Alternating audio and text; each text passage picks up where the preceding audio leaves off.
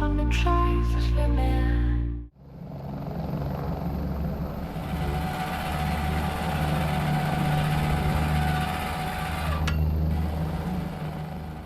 Hello pilots! Update 0.31 has given us a new airframe, the UH-90 Ibis, a supply helicopter that has a coaxial rotor system as well as two pusher fans at the rear end.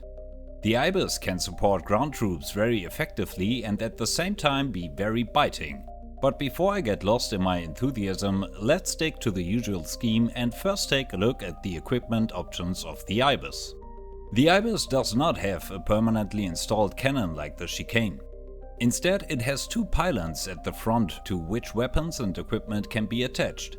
In addition to a 27mm autocannon, various missiles can also be attached there. Against ground targets, we have the optically guided AGM-48s and the laser-guided linchpins and kingpins. IRM S1s can be carried against air targets, or rather to defend against threats from the air. The number of weapons carried is small, but sometimes it's better to carry 4 AGM-48s than to need them. To defend against radar-guided missiles, ECM jammer pods can be used. For the first time, we get guns on doors. With the Ibis you can choose between a 12.7mm machine gun or a 40mm grenade launcher. There are even gunners who use the weapons when the pilot does not control them himself. Roughly speaking, the machine guns can be seen as a rudimentary defense against air targets. The grenade launchers are usually better suited against ground targets, but of course it is possible to hit slow targets in the air with them. Now let's move on to the cargo hold of the Ibis. It can be used in a variety of ways. On the one hand, there are the large loads. In addition to an ammunition pallet and a Navy supply pallet, the Ibis can transport a very special unit. The M12 Jackknife. This vehicle is capable of repairing destroyed buildings from which airframes can spawn. So aircraft revetments, helipads, hardened aircraft shelters and medium hangars. Finally, we can bring airfields back to life after a nuclear confrontation took place. Instead of a large load, the cargo space of the Ibis can also be used shared. Then you can accommodate something different in the front than in the rear. Another first in the game is the AGM-48 revolver loader. This holds 12 AGM-48 missiles. Due to its size, it takes the place of the front cargo area, but offers devastating damage potential. This means that the Ibis is able to clear its own way. However, this weapon system can only be accommodated in the front area of the cargo area. Both sections of the cargo area can carry the following units. On the one hand, there is the Hexagon drone vehicle. It is available in a variant with a grenade launcher and with a missile launcher. This fires up to 4 IRM S1 missiles. The Hexagon GMG is capable of engaging targets without line of sight under certain conditions. However, the distance to the target has to be right, not too close, not too far.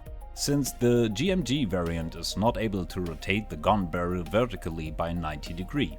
And if we hadn't had enough priming already, we get a whole new game mechanic with the Ibis. The Ibis can transport infantry squads.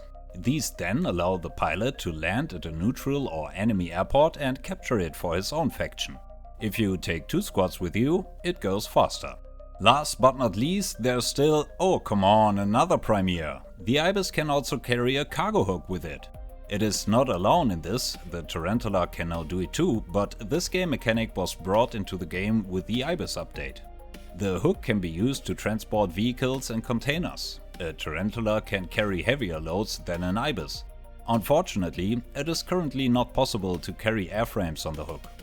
This would possibly enable cool towing maneuvers so that a crashed teammate still get a successful sortie. With a hook, vehicles can be moved quickly or simple FOBs can be moved. In this way, the front line always remains strong and the pressure on the enemy is maintained. I almost forgot, it is also possible to rescue pilots on the ground or in the water with a hook. You select him as a target as usual, bring the hook into position and then retract the hook by pressing the fire button. The Ibis then devours the pilot hanging on the hook like a noodle, saving him.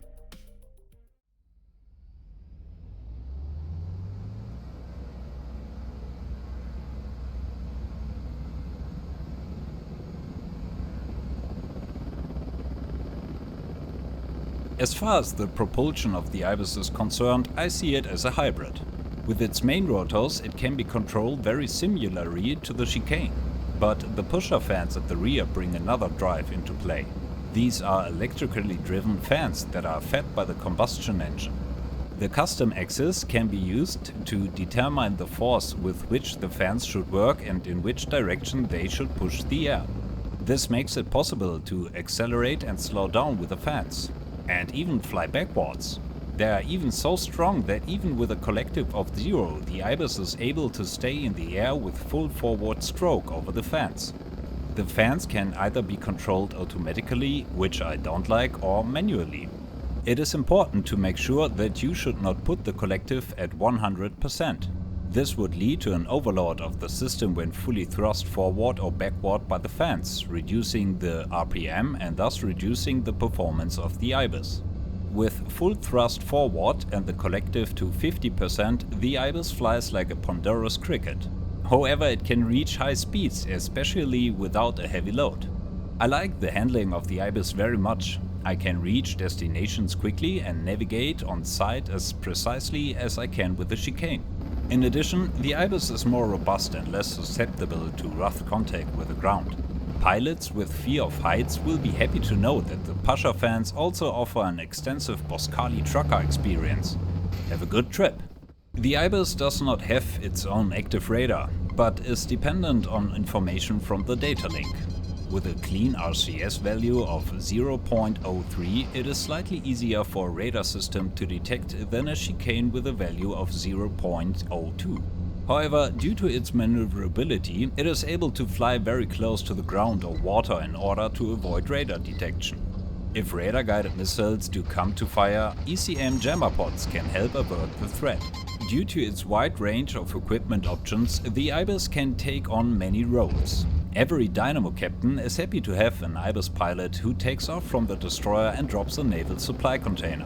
Rearming ships is a task that the Ibis can perform quickly, as it can launch from any aircraft carrier and destroyer. Station defense systems can be supplied with usual ammunition containers. And yes, in the meantime, loads can also be dropped during flight. This requires a height of about 50 meters above the ground. Then the load is secured with parachutes and gallantly glides to the ground. With a little practice, fast supply flights are possible. For me, the highlight is the opportunity to take airports. Although the unmanned Hexhound can't do that, an infantry squad they can do. Since one squad is enough, up to 16 AGM-48s can also be carried. Then there are the weapons on the doors, and the Conquest squad is hard to stop. If enemy airframes are in the air, IRM S1s can be used to fend off airframes or incoming missiles. Capturing airports and then securing them, supplying their own troops and all that quickly, that's where I see the great strength of the Ibis. Intercepting incoming cruise missile salvos, it lacks the appropriate amount of IRM S1s. And I wouldn't go jet hunting with the Ibis either, it's not fast enough for that. What shall I say? I am very enthusiastic about the Ibis. It expands the playing possibilities enormously and is a great upgrade for every team. If I then consider that it is very cheap with a price of $29.5 million and can already be obtained with rank 1, I don't know what speak against it. I have already had the pleasure of flying coordinated attacks with other pilots with it, and I am thrilled what you can achieve in one sortie. Nevertheless, with all the enthusiasm for the Ibis, with the update also came new flight characteristics for the chicane, and this is and remains probably my favorite airframe. However, I'm very happy to now have an airframe in the game with which I can occupy positions and have fun flying. With this in mind, it's off to the cockpit again. See you in the air, pilots. Fly safe.